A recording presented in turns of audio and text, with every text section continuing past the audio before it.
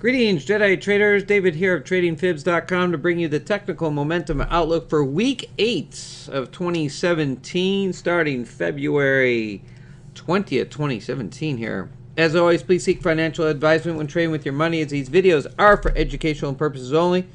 Do support your knowledge in the market. See what's going through my head on any given day. Always make sure you have a solid trading plan and always manage your stop when placing a trade. It is relentless times 7 for 2017. 7 relentless trending weeks upside for the year, totaling, that's right, 15 weeks of nothing but one direction only in the U.S. indices. He just added another 3 this week for week 7, 1 extra for the NQ, pushing those higher highs in the last 10 days to 7 plus. It is reason enough to label this market as relentless, a runaway train that is simply not entertaining any pullback at this time. Hey guys, last week I alluded to an analogy of the market these past weeks like an orange juice being, or an orange being squeezed for every last pulp for orange juice. It appears that while the bottom line picture last week was a continued uptrend cautiously, the market just continues to desire every last pulp out of this run. So is this to be the week where markets finally ease off? Is week 8 of 2017 finally going to be the one that gives us a bit of reprieve and breathing room to pull back and let those markets digest the multitude of factors that has been given it every reason to at least stall at this point? Well, I must say I've been thoroughly entertained by those articles, posts, tweets by the perma bears, and to those that finally could not hedge to the short any longer. Article after article on the status of the VIX, to even those small cap futures hedge, the HFXAX, on raising cause of why the market should pull back at this point. Even myself being drawn into watching those VIX February 15 strike calls with open interest sitting at 1 million plus around that 20 to 23 levels seemed to me like a reasonable awareness, given the relentless run and thinking perhaps those VIX levels may rise to be in the money. Then again, perhaps just an insurance hedge in this upside run, which ended up being out of the money at those levels. While the intraday chart is all that I need to guide me in the trend, looking ahead is simply knowing what obstacles in the market may give rise to any course change. One may get in their car, great another analogy, on any given day, be prepared to drive down the road on that cruise. What lies around the corner will only be known until we arrive and encounter any unforeseen events. Surely you all can decide to simply turn around or go the other way or travel much slower as you drive. But your management, both as a driver on the road and a trader in this market, will prepare you for every situation. All right, so week 7 recap, some really good. You guys can check out week 7 recap here. Counting up all the sessions here, record high, record high, record high. And checking out the videos and any economic highlights that we had there for weekly 7 recap there. Let me point out some of the amazing charts that we've had this week, as on all 3 indices, NQ holding up 50 above 144 all across the board here. Nice picture, all in sync. 5144 is holding above, that's right, holding above the 5144 and the VWAP. Strategy is straight up, whether it's up or down, looking for price action to be in trend and all charts in sync. I know it's not that easy on some days, as we saw here on session on Friday on the NQ sitting after the market right now. Some notes here of what played out, what didn't, and what really was the relentless trend was that 5144 holding above the VWAP here. And again, price action to get moved pretty slow there to get going, but it was that afternoon push up towards the close there on Friday session. So a simple straight up trending strategy that puts you in. There's another session this week of all 3 indices, just relentless to the upside. All right, let's jump into the charts as where we sit currently in trend and come up with some plan for the week as to where technically momentum we are sitting at this time. All right, daily gaps, we continue to push these higher. 53.17 was the high on Friday as we pushed up, so we'll go ahead and push that up to 53.25.25. 2626 and 2351, the highs, all-time highs here on the future indices. Again, as you can see, plenty of open gaps below here as market eventually at some time will pull back and reach these levels downside. But for now, we hold in this continued uptrend, but at any point, mark those nearest open gap on the NQ 5232.50. On the YM down here, 2248 and 1575 will be the first open gaps for these indices to close. With 100%, that's right, with 100% guarantee, I tell you that eventually all open gaps on the markets here will eventually get closed. All right, let's jump in as we do each day on the daily trend, but we'll go ahead and take a look at the big picture as to where we sit now. We do this once a week. We take a look at both the daily and the 4-hour chart. And intraday, we'll go ahead and see where we are here for the Sunday open, as Monday will be a holiday session. But bigger picture, we have had this amazing continued uptrend since that November election. Price action just relentless to the upside, holding above both 50 and 200. So we'll give the case to each side where we could be heading upside. We could give the case for obviously downside. I said plenty of levels downside. But as far as where we sit daily upside, we're looking at 53.90 as our second level of resistance up here, at least on the day. Well, between 53.12 and 53.90, surely some levels in between on the smaller time frame. So we go to the 4-hour chart and see that if we are to continue upside in the trend, we'll be looking to 53, 51, 56 first level of resistance, all the way up to 53.90, 54.29. Any pullback here on the daily or the 4-hour, wow, what a drop down to 50.78. Before we get down to 50.78, you might want to mark your charts. 51.56 back downside on the 4-hour chart, all the way down to 5,000 if we manage to break the 50 SMA on the daily. All right, so there's our bigger picture. Now, you take the 4-hour chart and you say, well, we got some levels in between. So where do we go? Well, let's start with the NQ. Is Friday session closed out at the highs, both of 4 hours, so 53.32 here on the Sunday open. If we're starting to look for any pullbacks, we'll be looking to 53.12 down to 52.92, and then back downside to 34 and 56.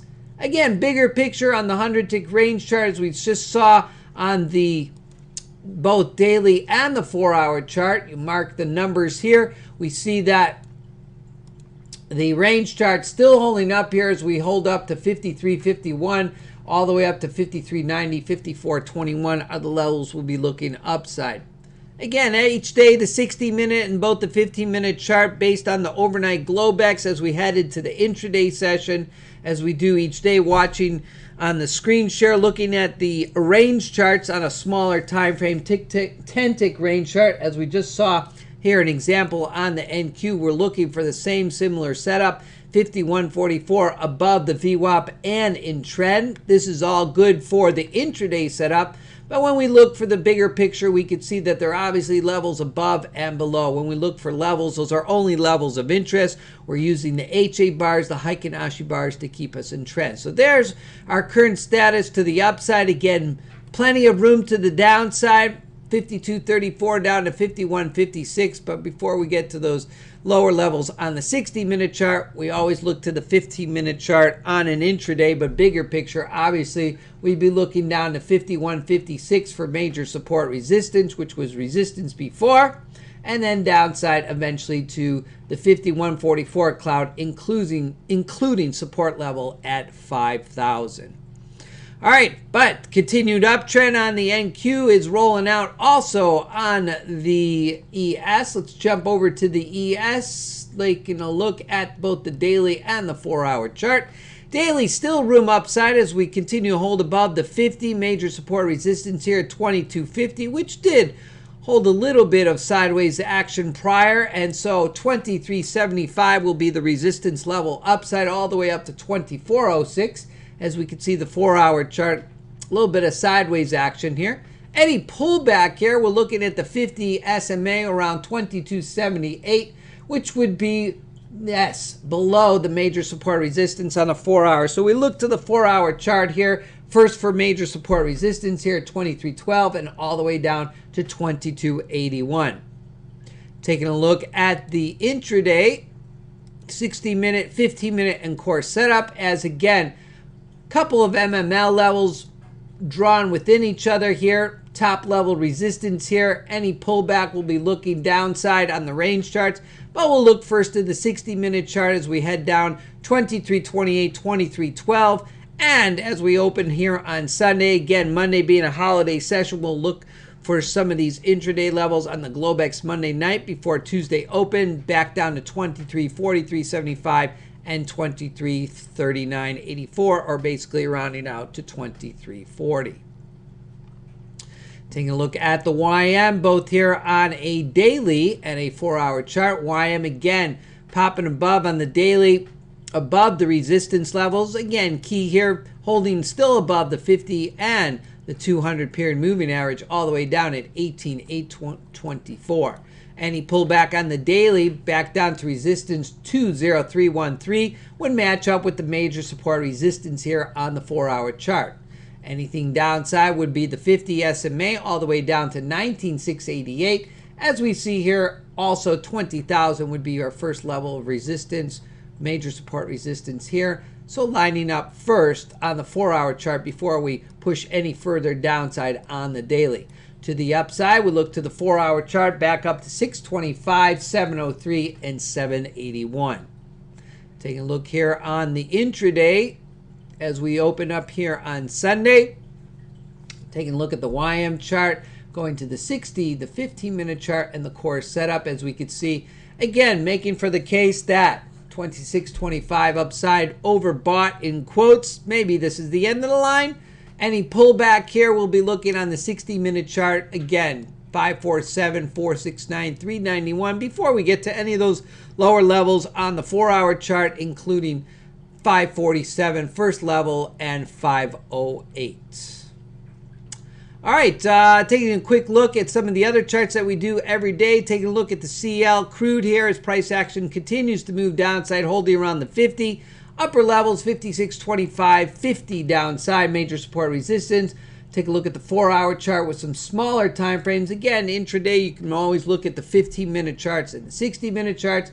But there we are on the crude as 54.69 upside and 51.56, including a daily gap both there on the crude, as price action again still needs to close out 52.67 and 53.69 upside.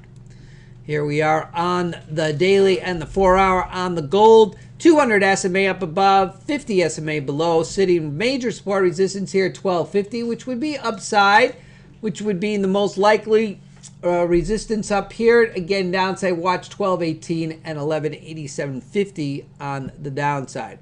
Wrapping up here on the 6E and 6J, the yen again currently in a downtrend, holding below the 200. Right here at support around 87.50. Again, the bounce off 87.50, as you can see each week we go over 6J, a little bounce off the 87.50, which shows up on the 4-hour chart. To major support resistance, we'll be looking up here to 89.0630 or back down to 88.28 and 87.50.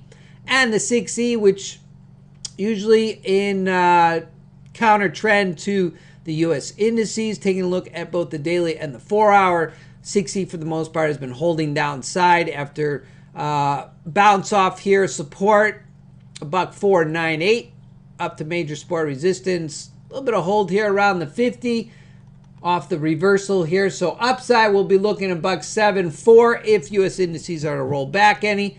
Otherwise, we'll continue to look at the lower time frames to see if price action will come down. Watch that $1.7 upside there, as that is major resistance both on the daily and the 4-hour. And before we get up to $1.9 up here, watch the 200 SMA and $1.86 here upside. All right, Jedi traders, as we roll ahead, looking into next week, let's get, let's see where we are. There we are. All right, so week 8 started off with a holiday session, followed by FOMC minutes on Wednesday. Surely the politics out of Washington seem to be playing a role on any given day. So being prepared for any comments may just be a tweet away, and the catalyst this market has been looking for to pull back. We got tax reform announcements in week 9, March contract expiring, GDP, non-farm payrolls, multiple Fed Reserve speakers, and the prospect for a next rate hike are all upcoming economic events that will be on my radar charts. Technically, the trend has been strong, and any trend study will surely note the same as we continue to push at the highs and looking to the smaller time frames as we looked at today. Of how far or how much more it can go has been the most reliable indicator by use of the Heikin Ashi trend bars on both the range charts and the 15-60 minute MML levels. As shown this week, here we go. Candlesticks versus the HA bars. Again, when it comes to candle bars, you always have your choice. But there it is, candle bars versus trending. Not much to decide here, whether it's indecision or trending bars. If this is something that you're not using, I might want you to consider using that on your charts, side by side, seeing what keeps you in the trend that much longer. Plenty of open gaps below MML, fib levels, and 50-200-day moving averages. Something we looked at today to retrace to will be easy picking if the price is to fall back. Whether or not you believe this market has been driven by emotion or fundamentals, leaving your bias at where the market should be and simply watching the charts in front of you will put you in a place of being ready in both directions. As Jesse Livermore said it best, all we're looking for is someone to tell us what to do in these markets. I encourage you to stop looking for someone to tell you which way the market trend is headed next week, as not one single person knows what lies around the corner until we get there. Once we arrive, then we can all make a decision to either move ahead and stay the course or simply turn around and go with the trend and let our winners run and cut the losses short. Unfortunately, that is not the nature of many traders. The bottom line for this week, technical momentum probability continues to remain at this point to lead us higher on the indices on the bigger pick, in my opinion, if all things do remain constant and nothing occurs to shake things up downside, but we all know it won't take much. I state this with caution, as seen in the charts today, that we are at a technical momentum decision once again, as we have been week after week, based on my strategy that puts price action in a stall at these levels. I will be ready to alert all of you of the change in trend or continued movement upside through social media outlook of my daily outlook, as I do each day on the pre-market trend 15 minutes prior to the market open based on the Globex levels. For the indices ETF or long-term holders, different rules may apply, as quarterly rebalancing is my preference for managing such markets. The option to move trailing stops to key MML, Fibonacci, or moving average levels can lock in more profit if and when the pullback may occur. 2 key ETFs that I've been watching that you can look at each weekly stats here on the Technical Momentum Outlook. The IJR as of last week, a gain of 29, almost 30% here, with a buy point at 53.7 as there was a prior split. And the TQQQ here in January with a buy point of 69.97. Last gain of last week was 12.28%. All right, that concludes an insight into the technical momentum outlook for week 8. Feel free to stop by at tradingfibs.com or any of my social media outlets to obtain more information. My mantra, one simple strategy: any market, any chart, any time frame will keep you disciplined. Find me every day on Twitter at TradingFibs. As always, I leave a crystal ball to the experts. I only watch what's in front of me and on my charts, and as always, leave that bias at the door when trading. Hey guys, a little shout out to Steve Burns. Great interview there done with Chat Traders this last week. Was again an old interview, but Chat with Traders website that I showed you guys last week. But as far as great intraday posts, check them out. Steve Burns or at S Joseph there, S Joseph Burns. New Trader U. Good stuff on just pure good trade management and sound mind when it comes to trading. Hey, for those of you that are interested in joining us in our community of like-minded traders seeking those highest probability setups, feel free to email me, David at Trading Fibs. You may join us on any Thursday or Friday to view the live chart setups as they happen in the trading day. Have yourselves a Blue Zone week wherever you may be. Remember, Monday is a holiday. Good day, good night, and good trading to ya.